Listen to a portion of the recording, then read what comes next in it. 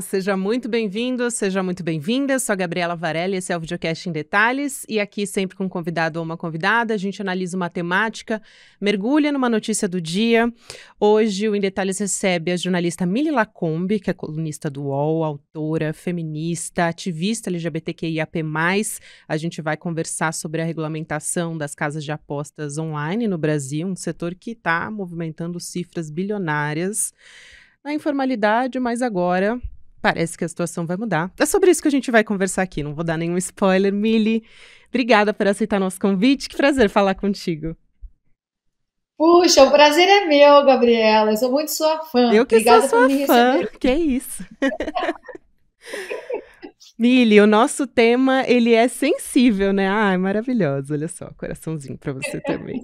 O nosso tema, ele é super sensível, né, que a gente vai conversar. E eu vou dar uma contextualizada para quem está nos acompanhando também, porque o governo federal, inclusive notícia dessa sexta-feira, dia 12 de janeiro, diz que está preparando uma plataforma, um sistema para monitorar todas as apostas esportivas que são feitas online, então, de empresas já registradas para operar aqui no Brasil.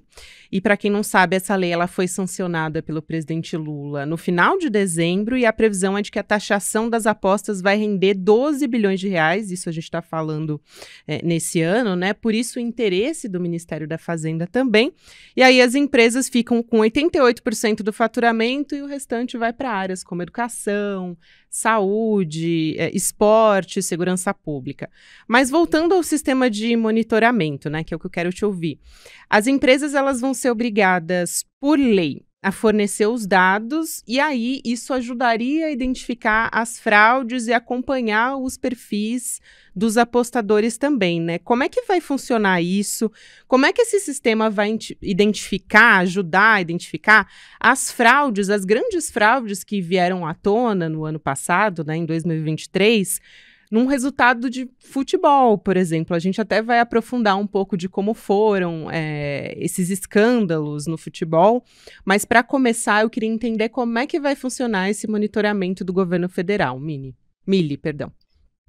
Então, quando a gente fala em futebol, em esporte, em apostas, a gente está aproximando dois universos que talvez não devessem, né? Ética, moralmente, viver tão juntos.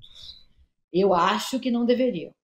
Só que a gente precisa analisar as coisas a partir da realidade, da onde a gente está, desse contexto. Não vamos voltar no tempo. As casas de apostas, as apostas não vão sair da onde elas estão. Elas estão intrinsecamente ligadas hoje ao jogo. Se você olhar os principais patrocínios nas camisas dos principais clubes do Brasil hoje, são casas de apostas. O Brasil é um dos países que mais consome essa indústria no mundo. Então, temos que lidar com a situação como ela está aqui hoje. Eu acho que, a partir disso, esse monitoramento que está sendo anunciado me parece bastante razoável. Primeiro, né, Gabriela, assim, a taxação. Precisamos taxar. A gente fala tanto de como o governo está sem dinheiro, teto de gastos, é preciso ter responsabilidade, né, fiscal, porque o governo precisa ter mais dinheiro, né, então vamos parar de gastar.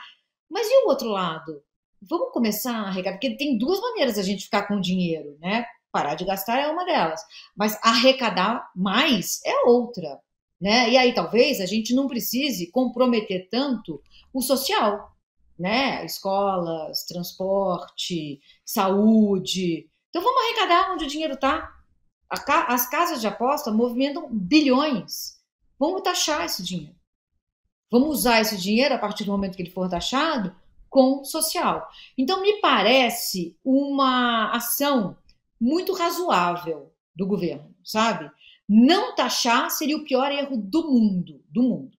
Inclusive, você falou em bilhões, né, Mili? Isso é um ponto importante porque a gente tem dados diversos dos setores de jogos e aí as cifras vão entre 120 bilhões, 150 bilhões, tem outras consultorias que falam em 45 bilhões, então, assim, é difícil a gente fazer essa estimativa e eu te pergunto justamente por que que é tão difícil essas estimativas de movimentação do setor? Por que elas são tão vagas hoje? No que se baseiam esses cálculos de faturamento? Isso vai ser importante também, essa regulamentação, por isso, né?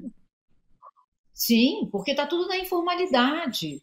E na informalidade, esse dinheiro não vem para o contribuinte, ele não vem para quem precisa, ele não vem para quem está passando fome. Quantos Bolsas Famílias cabem aí, né, dentro dessa taxação? Quantos hospitais, quantas escolas, sabe? Então, quando fica na informalidade, quem ganha são os de sempre. São só os muito ricos, são só os que já são bilionários.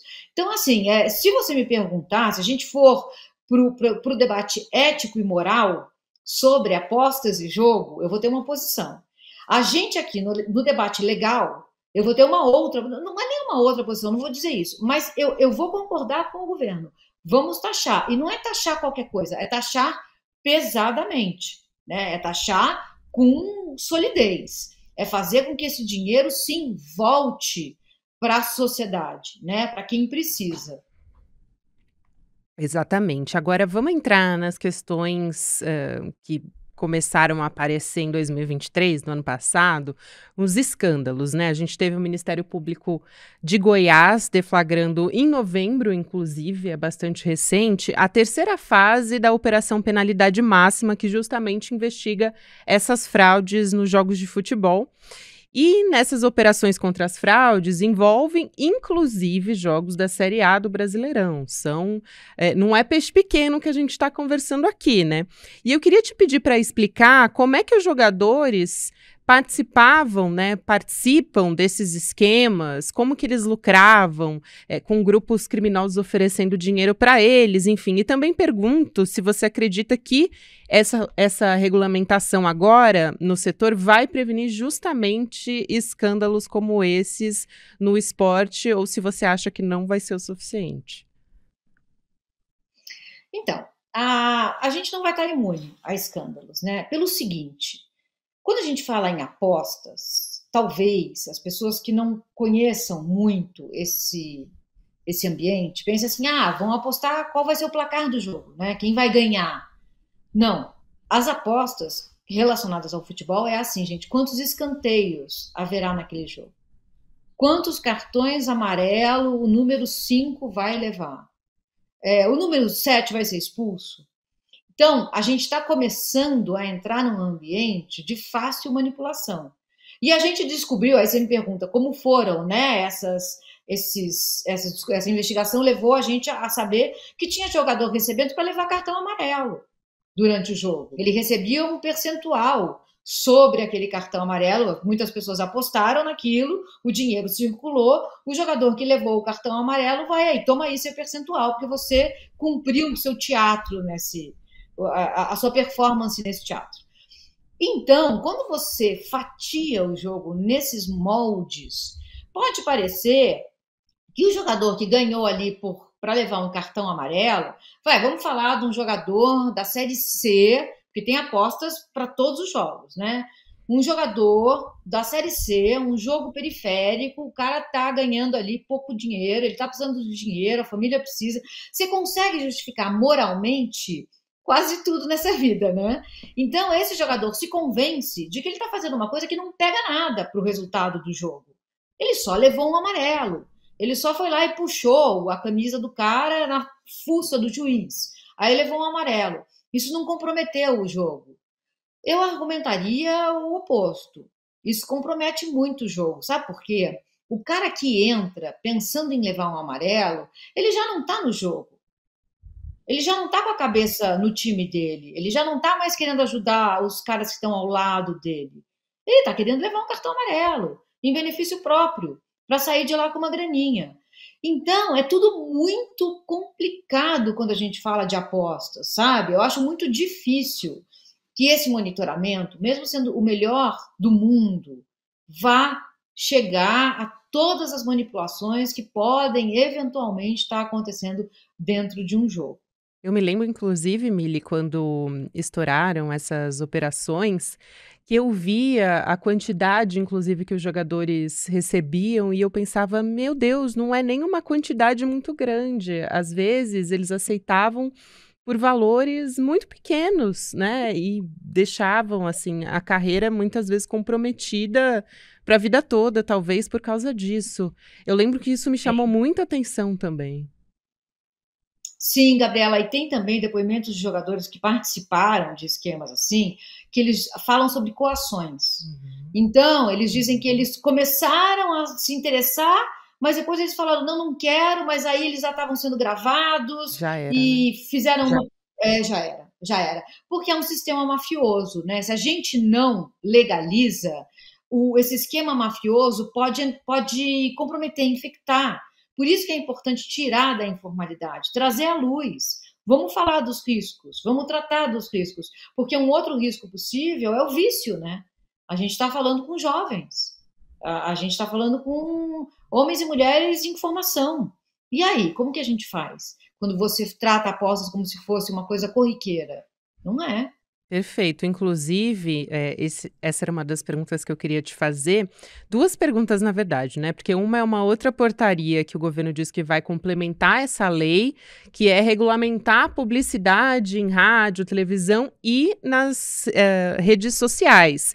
Então, quando a gente fala das redes digitais, eu penso principalmente em jovens, em adolescentes que usam essas plataformas. Quais são os cuidados que precisam existir, né? Porque elas estão realmente muito vulneráveis ali a esses conteúdos. E aí, por outro lado, é justamente a saúde mental dos apostadores, que o governo diz que nessa plataforma de monitoramento vai ter acesso ao que os apostadores, quanto que eles estão apostando, a quantidade, porque dessa forma eles poderiam enviar uma espécie de alerta de que, olha, você está jogando numa quantidade que pode ser que você esteja entrando num vício. Mas a gente sabe que não pode depender do indivíduo se autorregular, né? Pensar na própria saúde mental. Isso não pode depender da pessoa, né? A gente não pode individualizar isso. Não, a gente não pode individualizar quase nada, né? Essa ideia liberal de que existe uma coisa chamada liberdade individual, isso não existe. Isso é uma ficção. Isso é uma história da carochinha. O homem comeu uma carne crua lá do outro lado do mundo, você e eu ficamos doentes, Gabriela. Que liberdade é essa? Quem pode falar em coisas como saúde privada? Uhum. Não existe saúde privada, toda saúde é pública, né? Então a gente começa nessa chave maior, assim, a respeito das coisas como elas não são. Não existem indivíduos, existe sociedade, né? A gente não é indivisível. Ninguém existe sozinho. Ninguém vive sem o apoio, sem o amparo das pessoas que estão ao lado, né? Então começa daí. Eu acho, o seu raciocínio, eu concordo 100% com ele, assim. A gente não pode tratar isso sob o ponto de vista individual. Ao mesmo tempo, eu acho importante que haja esse monitoramento. Agora, como a gente vai resolver, por exemplo, se a gente começar a perceber que homens entre 18 e 25 anos, tem 30% deles estão ficando viciados a partir do momento que eles entram. A solução é a sociedade resolver, né? A solução é institucional, é colocar alertas, é a gente fazer talvez casas de tratamento, como a gente trata o álcool, como a gente trata o cigarro. Assim, eu sou filha de um homem que foi viciado em corridas de cavalo. Eu sei que tipo de impacto o vício tem sobre uma família. Não é legal, sabe? Não é uma coisa que a gente tenha que tratar como corriqueira. Não é. Movimenta bilhões, é uma indústria que já está aí, o que a gente tem que fazer agora é organizar que esses bilhões voltem para a sociedade. Também para prevenir e tratar vícios. Então, a gente, enquanto sociedade, vai ter que dar uma resposta para isso, né? São muitas pontas. As apostas associadas ao jogo, elas têm muitas pontas. E a gente, enquanto sociedade, vai ter que falar, elaborar, debater e resolver todas elas na medida das nossas capacidades.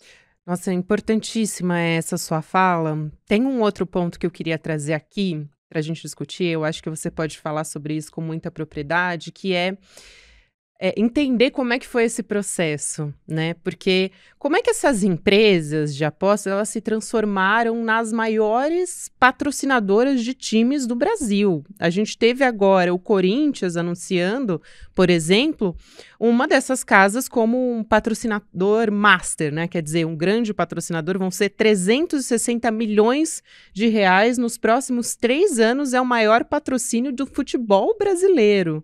Eu acho isso muito importante de você comentar aqui. Sim, é uma empresa que quase ninguém conhece, né? Eu não conhecia, Exato. quer dizer, a gente conhece Pixbet, BT, tem umas que é mais famosas, né? Fluminense, Flamengo, todo mundo tem uma marca de apostas na camisa. Vai de Bet, que anunciou esse patrocínio milionário ao Corinthians, ninguém conhece. Isso também é uma outra coisa importante, sabe? A gente entender quem são quem está por trás dessas empresas, quem está movimentando essa indústria no Brasil e no mundo. É importante saber a origem do dinheiro, sim. É muito importante saber disso. E a gente não dá muita atenção já que é tanto dinheiro. Gabriela, quando a gente começou a falar de patrocínio em camisa, década de 80, havia pessoas que diziam, como assim patrocínio em camisa? A camisa a gente chama de manto sagrado. Como é que você vai colocar num manto sagrado, sei lá, Coca-Cola, né? A Coca-Cola foi um dos grandes patrocinadores durante muito tempo. Qualquer outro, Calunga, que patrocinou o Corinthians, era inconcebível, mas tá aí, tá aí. Aí deram um jeito de regular, de organizar. Agora a gente está falando de casas de apostas. Então tá tudo solto, tá tudo desorganizado. É preciso regular. A vida em sociedade exige regulação, porque senão o que vai acontecer é que os mesmos de sempre vão continuar ganhando. Se a gente puxar o fio desse dinheiro das casas de apostas, ele vai dar nas mesmas figuras de sempre, nas mesmas corporações, são os mesmos ganhando. E a gente precisa regular, socializar. Essa é a importância. E tem uma questão que é o seguinte, né? São patrocínios milionários, como a gente está conversando aqui, e não são todas que têm essas transparências de contas. Inclusive, me arrisco dizer aqui que são maioria, né? A gente tem registro de bets, inclusive, envolvidas em paraísos fiscais. E isso acaba comprando também, de certa forma, um espaço na opinião pública, porque quer dizer, esses patrocinadores, eles chegaram antes da lei, então as apostas foram normalizadas, né, pelos patrocínios em grandes times, porque não deixa de ser um lobby político, você está injetando muito dinheiro em clubes que são imensos, nos maiores clubes de futebol do Brasil. Qual que é o interesse, por exemplo, que você vai ter de fazer uma CPI de empresas que estão Uhum. patrocinando a maioria esmagadora dos times gigantescos da Série A do Campeonato Brasileiro, né? Exatamente. Exatamente. A gente teve a troca do ministro dos esportes, né? Saiu alguém que era técnica, para entrar alguém que acha que aposta é esporte. Não é esporte. Aposta não é esporte. Não é um esporte. Você ficar sentado apostando. E tem uma outra coisa, Gabriela, que eu acho também muito importante da gente falar, que é a seguinte: quando a gente fatia o jogo e começa a apostar em escanteio, lateral, você tira o caráter sagrado desse esporte. O futebol existe no campo das coisas subjetivas, suspenso em alguma coisa quase espiritualizada. Quem gosta de futebol gosta daquilo que a gente sente. Você sabe, quando você está vendo um jogo, você está sendo elevado a um lugar de mais significado. Quando essas apostas te arrastam para o campo das coisas objetivas, quantos escanteios esse time vai bater, você saiu, você deixou a dimensão do sagrado. Então vai ter uma geração inteira de meninos e meninas que vão ser treinados e treinadas para ver o jogo só como um elemento objetivo de apostas. Vai estar torcendo contra o seu time, porque você apostou num número de escanteios maior para o time adversário. Então eu acho muito complicado, muito complicado. Acho que deveria também, a gente talvez devesse pensar em uma regulagem que proibisse alguns, por exemplo, não pode apostar em cartões amarelos, porque isso é fácil de ser manipulado. número de escanteios, talvez jogar resultado da partida. Isso é uma aposta que não dá muito para você manipular, né? A não ser que, sei lá, até dá, mas é mais difícil, sabe? Regular também nesse nível, eu acho que seria necessário. É, sem dúvida, Mili, você toca num ponto muito importante, que é a forma como a gente consome, e o futebol é algo que a gente tem, assim, como um patrimônio histórico da nossa cultura brasileira, isso é muito forte na nossa cultura, enfim, envolve a nossa relação com a família, é isso, né? Tá num lugar quase sagrado a nossa Uhum. relação com o futebol.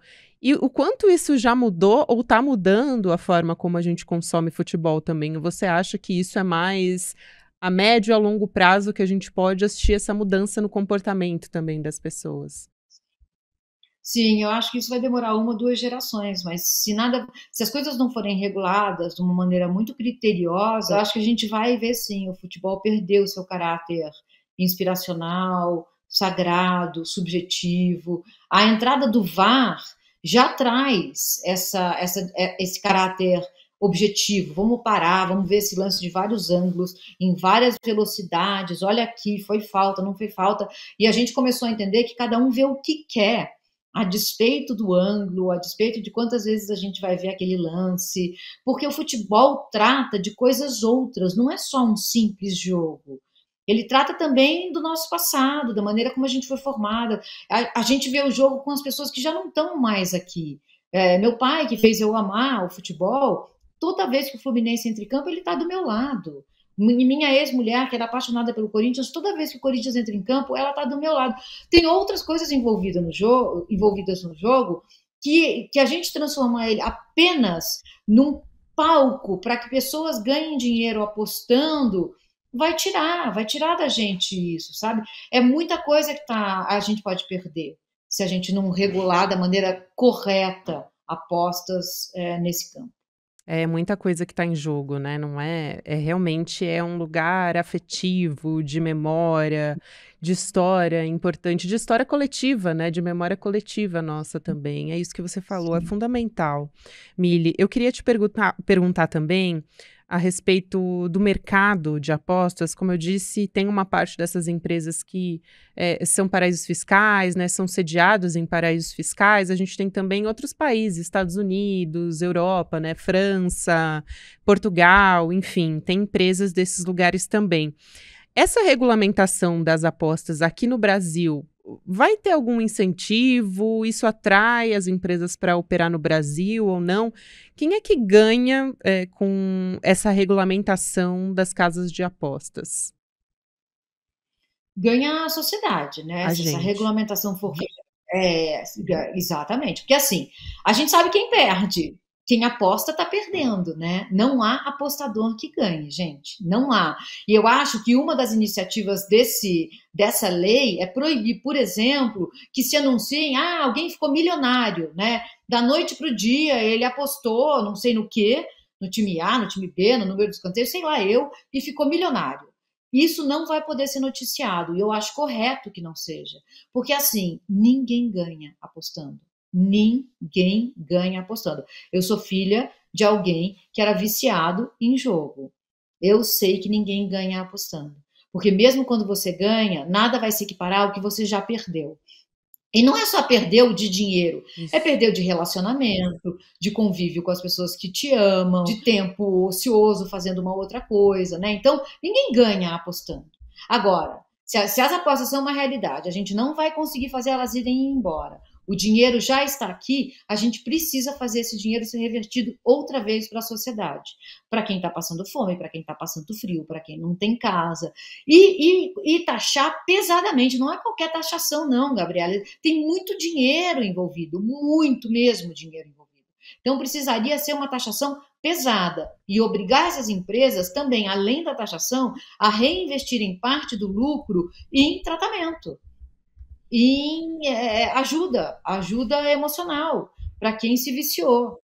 Quer dizer, pouco importa também, de certa forma, se essas empresas elas estão sediadas aqui ou em outros países, desde que elas estejam adequadas a essa nova regulamentação, Sim, né? E aí essas empresas já sim. estão se inscrevendo, nesse cadastro que o governo federal vai fazer uma espécie de pente fino, e daí vai fazer toda essa avaliação. Isso vai demorar algum tempo também até que a gente tenha 100% tudo avaliado e que comece 100% essa regulamentação a funcionar, né? Não vai ser assim de Sim. bate-pronto, mas está em processo.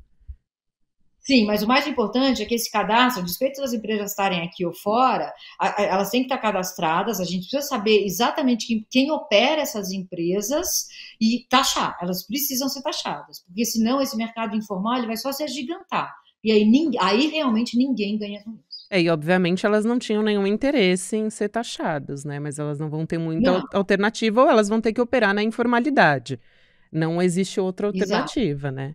Exato. Sim, sim, e aí também que as penas sejam bastante assim sólidas, porque o que a gente vê também nesse mundo liberal é a multa compensar o crime, né?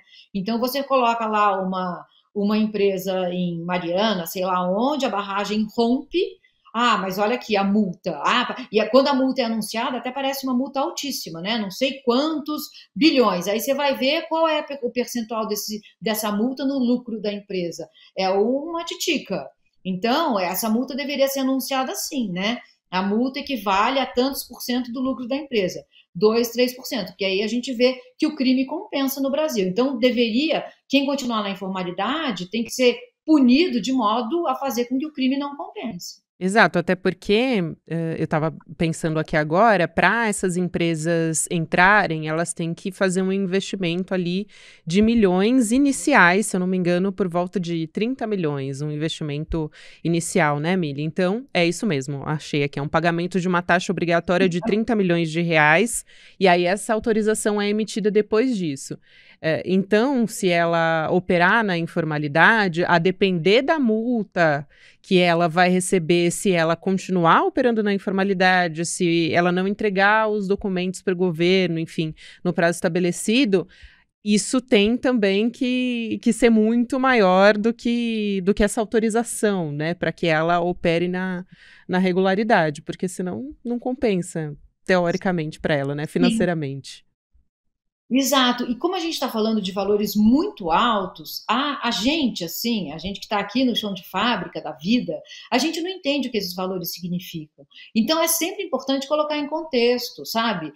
30 milhões, 30 milhões é nada para essas empresas, sabe? Quanto é do lucro? Quanto é, sabe? A gente precisa noticiar isso colocando sempre em contexto. Isso seria bom também que o governo regulasse, para a gente dar esse contexto, senão a gente não sabe quanto é. Eu não sei, assim, na minha cabeça, subjetivamente falando, a diferença entre 300 milhões e 300 bilhões.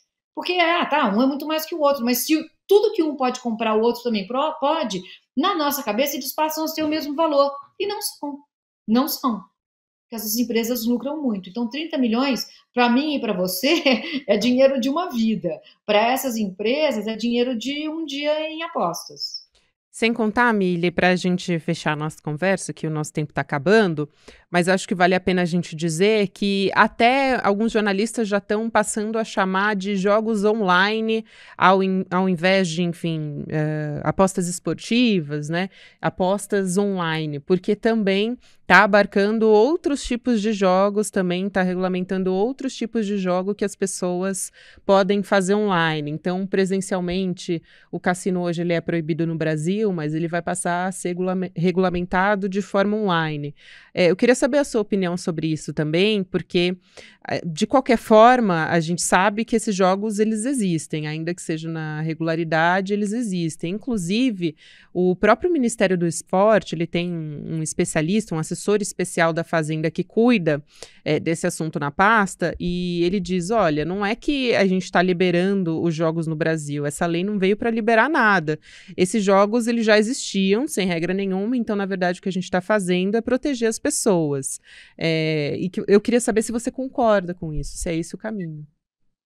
Eu concordo, porque a gente não vai se livrar disso.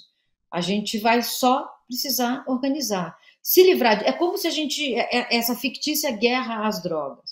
Não existe guerra às drogas, né, gente? Ninguém está tentando acabar com as drogas.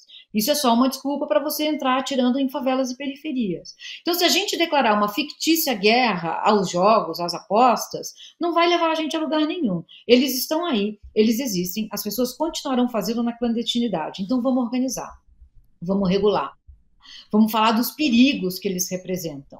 Vamos colocar lá uma tarja, vamos avisar como a família faz para tratar da pessoa que eventualmente se viciou, como o Estado faz, como a sociedade faz.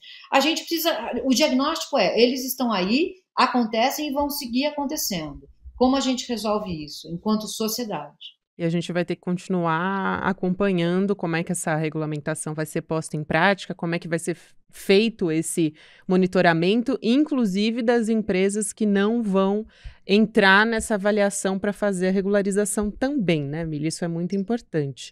Quero te agradecer muito, é um prazer te receber aqui, para mim, estou muito feliz que você topou a gente falar de um assunto que é tão importante e que diz respeito a todos nós, né, para a gente como sociedade, é importantíssimo a gente entender o que está em jogo aqui.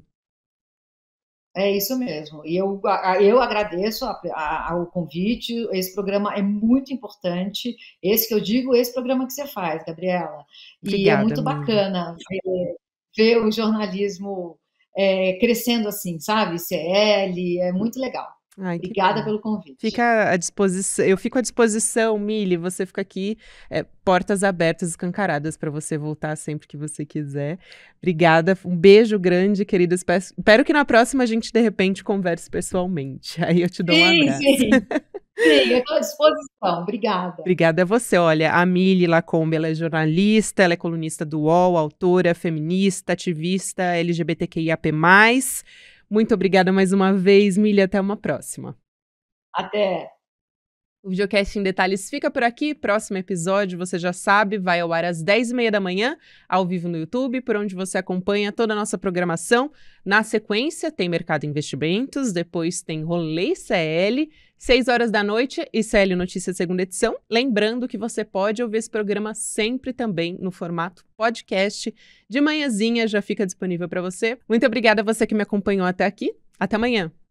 E aí, galera, tem super novidade na área. Tá vendo aqui atrás? O site do ICL Notícias está on! É isso aí, o maior jornal da internet no Brasil agora tem a sua versão portal também, com a mesma luta e a mesma independência, levando até vocês todos os dias as melhores notícias. Acesse de onde você estiver, www.iclnoticias.com.br.